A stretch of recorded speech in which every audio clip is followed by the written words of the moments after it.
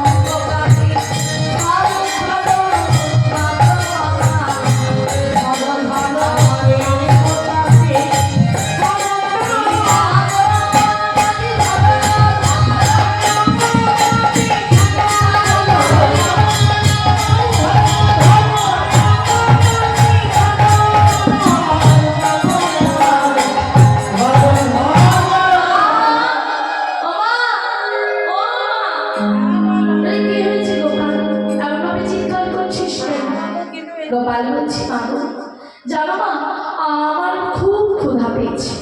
এই গোপাল এই না দিয়ে ননি সেবা করে গেলি আবার তোর ক্ষুধা পেয়েছি। ও মা দেখো না আমার ক্ষুধার জ্বালায় দেখো সর্ব অঙ্গ কেমন থরথর করে কাঁপছে। ও মা আমাকে একটু নবনী দাও। ও মা আমাকে একটু নবনী দাও। এই তুমি যে এক্ষুনি নবনী দিলাম।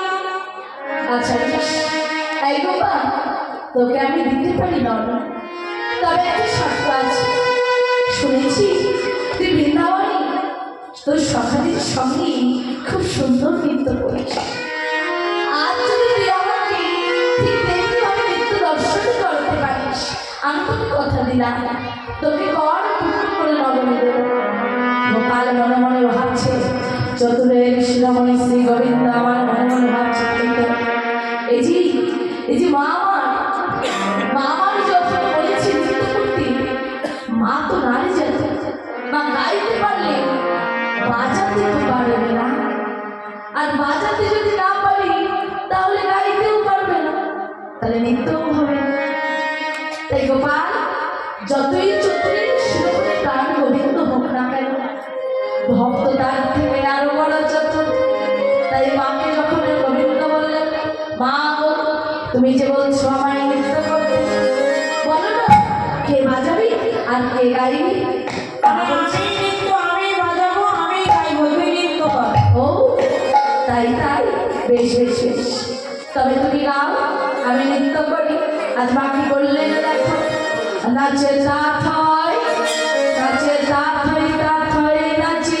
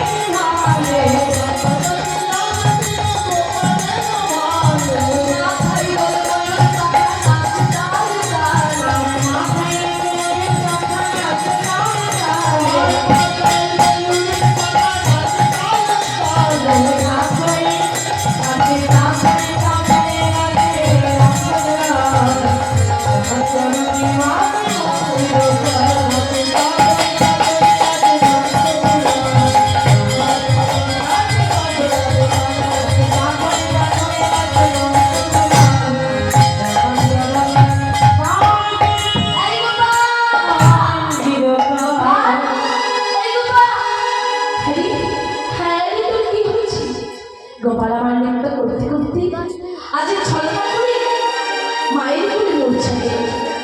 যে না মায়ের কোলে মূর্ছা গেছে, মা আমার কিছু বুঝতে না পেরে বাঁচিয়ে যশোমতী মা আমার আজ গোপালকে হরি গোপাল, তুই ছাড়া যে আমাকে মা বলে ডাকবার মতো কেউ নেই এই জগতে। তুই যে আমার নয়নের মনে আমার আশা পাবো। ওরে গোপাল